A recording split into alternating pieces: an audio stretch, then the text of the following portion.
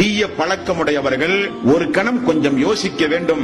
மலக்குமார்கள் பதிவு செய்கிறார்கள், எந்த கையை கொண்டு, எந்த காலை கொண்டு, எந்த உடல் உறுப்புகளை கொண்டு அந்த தீமைகளை செய்கிறோமோ அது குறித்து மறுமையிலே விசாரிக்கப்படும். ஆகவேதான் ரசூலுல்லாஹி ஸல்லல்லாஹு அலைஹி வஸல்லம் அவர்கள் சொன்னார்கள், நான் சொர்க்கம் நீங்கள் செல்ல நான் பொறுப்பேற்றுக் கொள்கிறேன் என்றார்கள். நான் பொறுப்பு, நீங்கள் சொர்க்கம் செல்ல.